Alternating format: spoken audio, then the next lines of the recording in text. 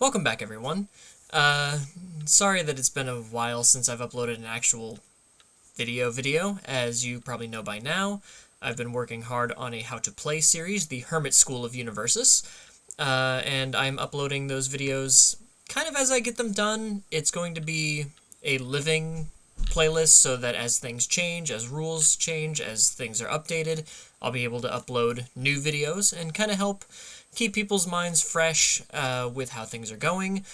We have been previewed on a few things for Girl Power, an upcoming set, which we have been granted a new keyword ability, so that'll be a new video to add to the list. But before we get into any of that, we were revealed the Godzilla Challenger Series characters, I believe as of recording 2 days ago? Might have been yesterday. Might have been yesterday as of recording.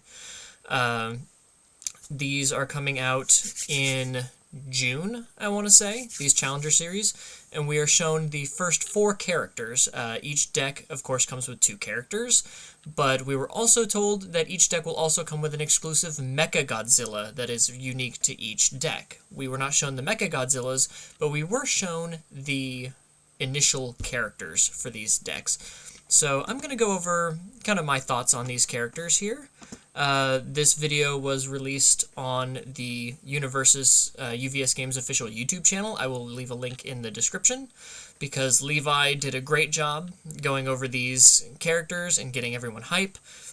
I just kind of want to give my 2 cents, and my thoughts before we get too into it. And there they are. We have Godzilla, Mothra, King Gadora, and Rodan. So first up, of course, we have the man himself, Godzilla, king of the monsters. He is a 6 hand size, 34 health character, big boy, with the giant and monster traits. That's awesome. He has he has symbols Chaos, Earth, and Water, which the promo Godzilla for Godzilla -1 was Chaos, Earth, and Life, if I remember correctly. So Chaos, Earth, Water this time. He has a static ability that says your attacks with a printed difficulty of 5 or greater get +3 damage. So this guy loves to play the 6 difficulties matter package on Earth, like Hood does, and other characters like that, like Byakuo. This could really be solid just to get 3 free damage on every attack you play. That's insane. And of course, like one big demonic elephant in the room of younger Toguro, it does not say non-throw. So you can throw people to death for days as long as your throws have a printed difficulty of 5 or greater. He has an enhance, spend 1 momentum, so continuing to call discarding momentum spending, as we saw in the Critical Role Challenger series. Your next check to play an attack or block gets +2. That's pretty solid. Especially if you're playing a throw package and you can just gain a bunch of momentum. Your next check to play an attack gets +2. That's great when you're playing all these high difficulty attacks. And defensively, your check to block gets +2, so you can make this 34 health last even longer. He also shares 2 symbols with Face Shield, which is a very good defensive piece in this game right now, because it's a 3 difficulty, or it's a 3 mid block modifiers, so that's kind of rough, but getting +2 to your check to play it would be pretty sweet. And then he has a first form once per game, so after you draw up your hand size, after you've readied all of your cards, before you play a card, the first form, the first thing you can do is this once per game. You commit Godzilla, you discard 4 cards from your hand, destroy all foundations. All of them. Gone. Wipe the slate clean. Only playable if there are 10 or more foundations in all stages combined. Curious that he says all and not both. I think that leans into the triple threat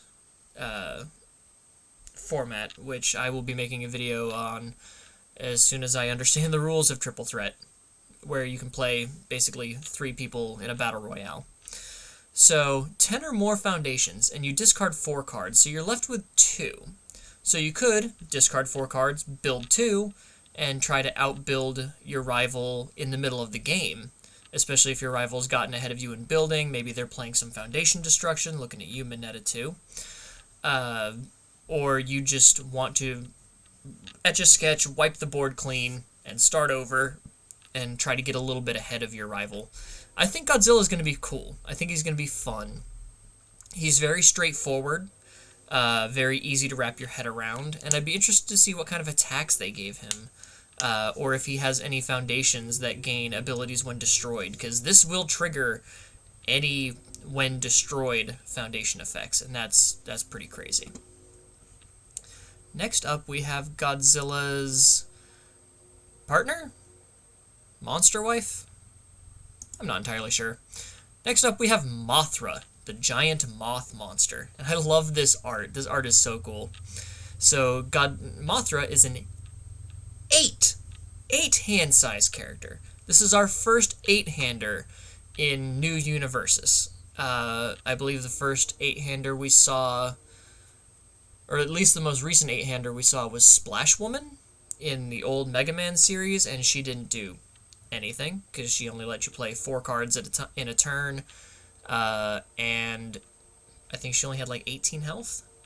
And there was also an 8-hander named Leona from King of Fighters, who was an 8-hand size, 17 health, who had the same static here that at the start of your end phase, discard 1 card. That's pretty rough, but again, you're an 8-hand size. We also have the air, earth, and good symbols, so of course any draw support we can find on these symbols will greatly go the distance for our 8-hand size. And she has 2 enhances, the first of which is Commit, so you commit Mothra. This attack gets plus X or minus X speed. X equals its printed difficulty.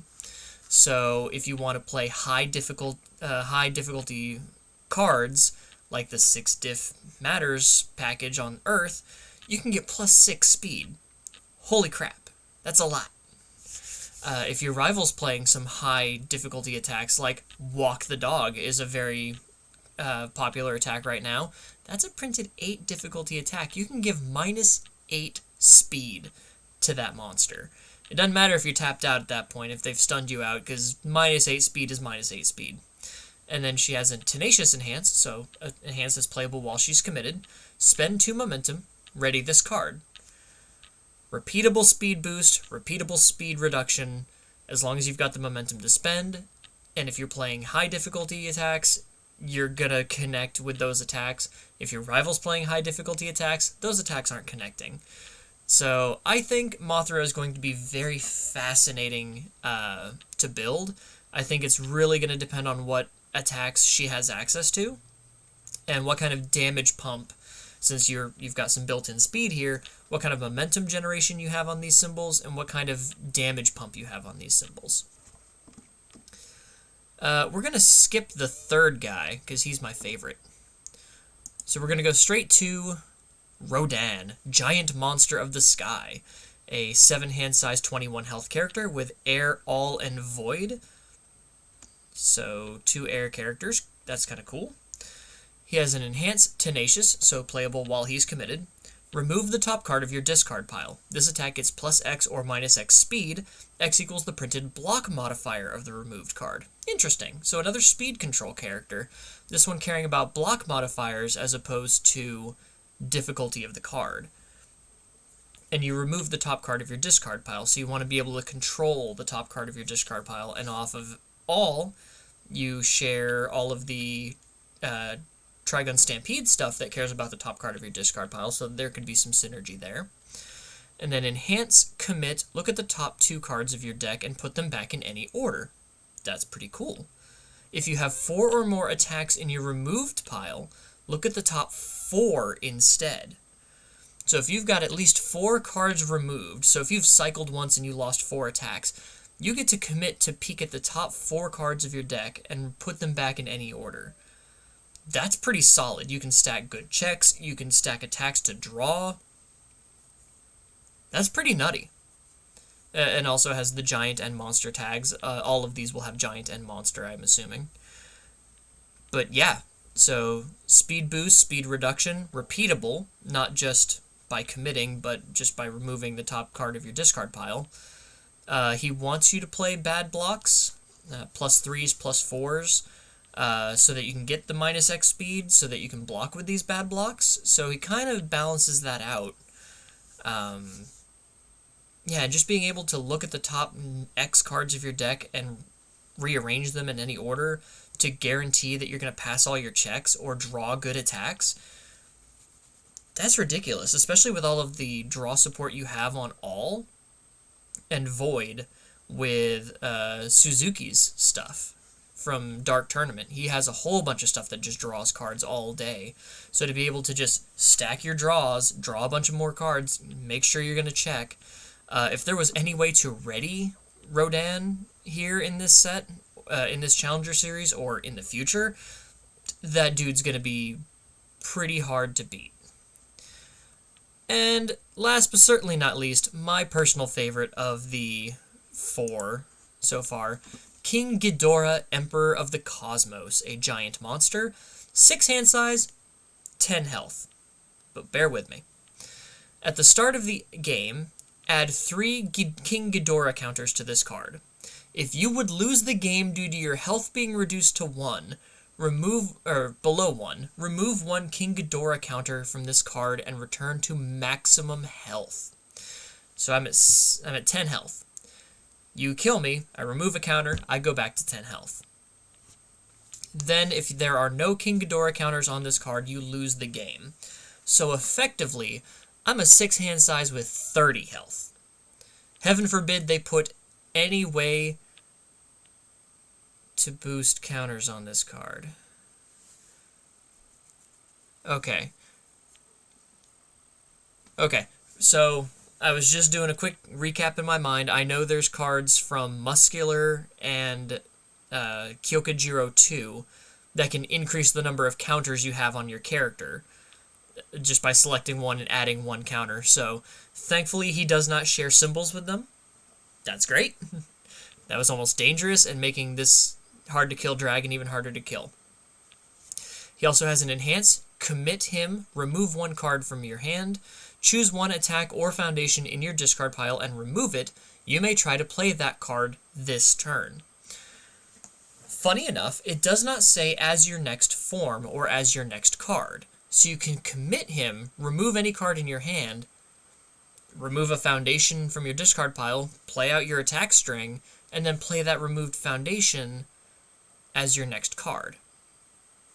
So this would trigger any cards that gain bonuses from being played from other zones or playing cards from other zones. Already off of Evil and Void, I see him using the Hiei package, which cares about being at 10 or less health, because you start at 10 or less health.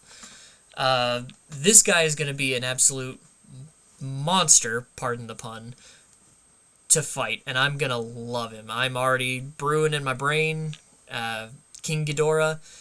He's very reminiscent of an old 7th Cross character named Taisei, who was an 8-hand size... Oh, another 8-hand size character. But Taisei was an 8-hand size, 2-health character. But he started with a copy of his secondary character, who is a 5-hand size, 8-health character. And the second version, the secondary character said, if you would lose the game, remove a copy of the first character from the game, go back to full health. And because you were allowed to run 4 copies of the first character, you can attach them throughout the game and constantly have those resets. And then if you had a way to get your cards back, you could play them again, and you would just never die. So I don't think they're going to have any way to give you more King Gadora counters, because that would be insane. But they've printed a lot of insane cards lately, so maybe I'll get a way to get more King Gadora counters, who knows. But basically he's a 6-hand size, 30 health character who can play a lot of good offense. Like I said, he's got access to Hiei's like demonic quickness, which is automatic +1, -1 speed, just because you have 10 or less health. He can play Dragon of the Darkness Flame. I think there's a card that lets you play an attack ignoring progressive difficulty as long as you're at 10 or less health, but I think that's Endeavor 3 symbols of Earth, Fire, and Order. Could have sworn it had Void.